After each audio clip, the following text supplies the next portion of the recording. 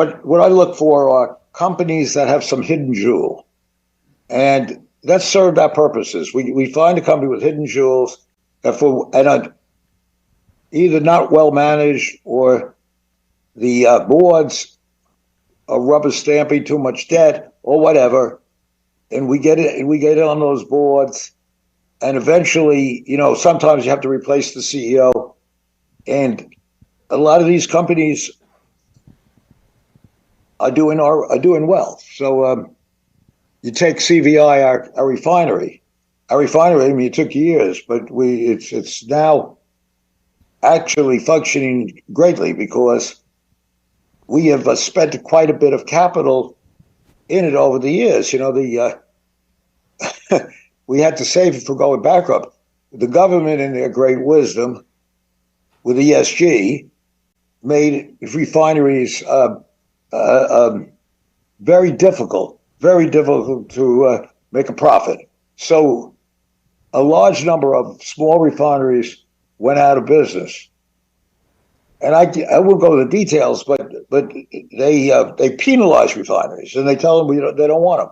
So unlike almost in any other industry where if you're doing well, you build more. If you're doing well in the widget business, you build more widget factories. You can't build another refinery. You take CVI, for instance.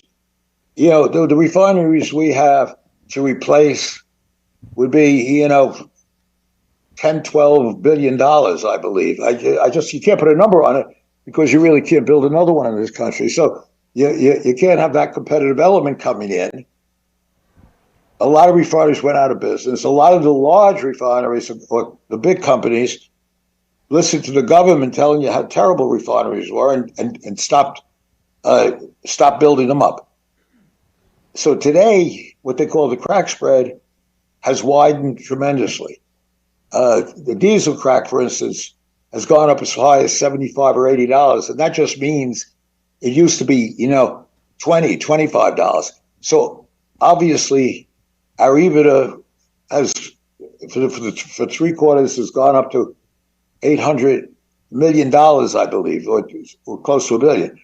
But then you can't really come in and say, well, these refineries, should pay more taxes or something, because in the bad times, I must have put $300-400 million in to save that refinery or that 2 refineries when a lot of refineries went out of business. So now you're backed into an energy problem for gasoline and diesel. And diesel is very important today. Diesel now is used in Europe to generate electricity, which will stop eventually. And from the point of view of ESG, you have something called bunker fuel that is really, really polluting the water as we speak. So diesel is used to replace that terrible fuel they used.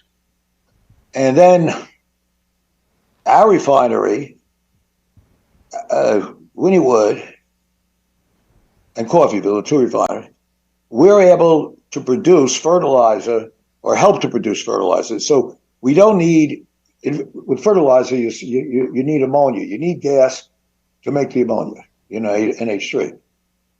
You need natural gas, except we're the only one in the country, and people don't understand this, that built this many years ago. We had the foresight to build it. I can't take credit for it, but it's there. And we were able to make it with something called pet coke. And so we don't need the natural gas to make the fertilizer. And we ended up owning a fertilizer plant, which is, the factory is right next to our refinery. And it's really fascinating. And nobody even wanted that 7, 8 years ago, but we nourished it and we kept it going. We own 36% of it and we own the control of it. And obviously today, fertilizer is the most necessary thing in the world if you think about it, especially if the Ukraine keeps going and they shut off these things. And we are the only one in the country that can make it without natural gas. So, I mean, we have all these little jewels at CVI. I'm just using one example of what we look for. Right now, I just mentioned CVI because it sort of typifies what we do over the years to get the record we've had. CVI, I think, is going to be, there's things at CVI like that, like the stuff that we're going to be doing in the fertilizer business, for instance. I mean, so that's a good one. There are other ones I can't talk about at all because, you know, the earnings aren't out and whatever that I think are cheap. I think Crown Company is really cheap in the sense that it's in an industry that is not going to be affected that badly, in my opinion. I mean, short term, nobody can talk about it, but long term, it's not going to be affected that badly in a recession. And in fact, it's growing. So you have a company that's growing, and it's hard to compete with that one too, because, you know, you can't just go and build a can company. You have to be in an area because, you know, when you ship these cans, you have a problem of paying for shipping because, you know, can takes up a lot of space. So you have to be pretty near a large user of those cans. It's in an industry that has natural growth because it's in an industry where you're getting rid of, slowly but surely, getting rid of plastic containers. So because of the environment again. And for some reason, the earnings of this company have not come to fruition. Their earnings are down. Well, you know, a lot of companies' earnings are down, but I think one of the problems that corporations do, and there are many good CEOs, there are many good boards, but a lot of the problems are that they try to diversify, or they try to say, I'm going to take over a company because I got this company, and you're going to get synergies. And synergies are very hard to get. If you look back in history, Jack Welch was good enough to get synergies at GE, but then look what happened. So they went out and bought different companies. We think they should just get rid of it and stick to the can business.